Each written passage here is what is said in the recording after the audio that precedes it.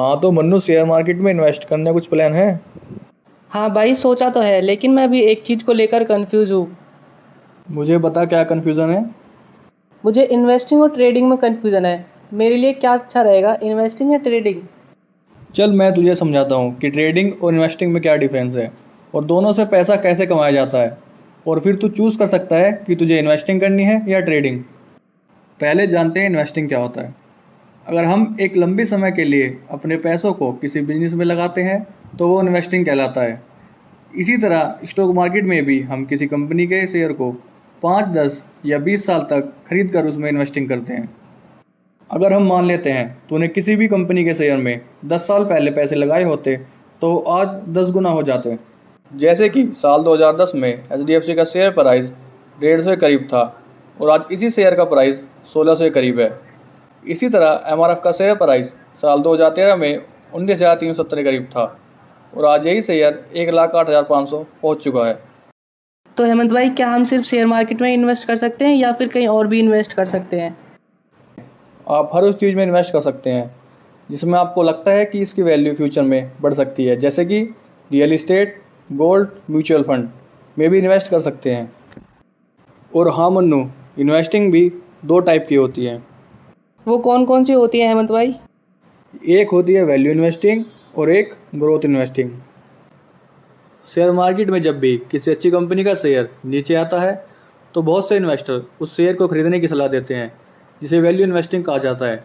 क्योंकि अच्छी कंपनी का शेयर आज नहीं तो कल अच्छा रिटर्न देता है, इसलिए बड़े इन्वेस्टर वैल्यू इन्वेस्टिंग में लॉन्ग टर्म के लिए निवेश करने की सलाह देते हैं। अगर हम यही बात करें ग्रोथ इन्वेस्टिंग की, तो शेयर मार्केट में जब भी किसी कंपनी की ग्रोथ की संभावनाएं ज़्यादा होती है तो उसमें इन्वेस्टर कंपनी के फंडामेंटल को देखकर ही लॉन्ग टर्म के लिए निवेश करते हैं। इसी को हम ग्रोथ इन्वेस्टिंग कहते हैं। शेयर मार्केट में इन्वेस्ट करना बेहतर माना जाता है क्योंकि इसमें छोटे अमाउंट में भी इन्वेस्ट कर सकते हैं और ज़रूरत के टाइम पर सेल भी कर सकते हैं। अब बात करते हैं ट्रेडिंग क्या होता है। ट्रेडिंग आपको सब जगह देखने को मिलती है।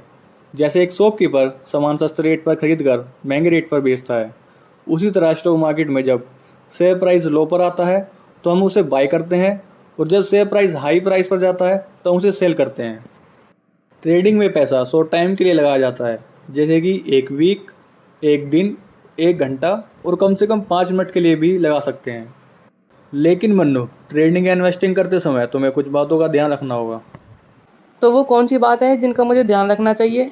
जैसे इन्वेस्टिंग के लिए आपको फंडामेंटल एनालिसिस आनी चाहिए। इसके अलावा कंपनी के मैनेजमेंट और ओनर के बारे में इंफॉर्मेशन होनी चाहिए। कंपनी की फाइनेंशियल रिपोर्ट देखनी आनी चाहिए और कंपनी के प्रोडक्ट के फ्यूचर में कितनी डिमांड होगी, इन सब का हमें पता होना चाहिए। और अगर हम यही बात करें ट्रेडिंग की, तो ट्रेडिंग के लिए आपको टेक्निकल एनालिसिस की ज़रूरत होगी। जैसे कि आपको कंपनी के शेयर प्राइस के एक्शन और उसकी वॉल्यूम समझकर उसकी आगे की ग्रोथ की प्रोबेबिलिटी पर शॉर्ट टाइम के लिए पैसा लगाना आना चाहिए। रिटर्न की बात करें तो आप महीने के 12 से 15% कमा सकते हैं। रिस्क की बात करें तो ट्रेडिंग में इन्वेस्टिंग से ज़्यादा रिस्क है। ट्रेडिंग के लिए आपको ज़्यादा टाइम मार्केट और चार्ट्स के एनालाइज में देना होगा। अराउंड 10% लोग ट्रेडिंग से पैसा कमाते हैं। अगर आप शेयर मार्केट को अपना पूरा टाइम दे सकते हैं तो फिर आप ट्रेडिंग भी कर सकते हैं, जिसके लिए पहले आपको नॉलेज लेनी होगी। और जब आपको लगे कि मेरे पास एक अच्छी नॉलेज है तो आप 5 या 10 हज़ार लगाकर आप ट्रेडिंग स्टार्ट कर सकते हैं और डेली इनकम जनरेट कर सकते हैं।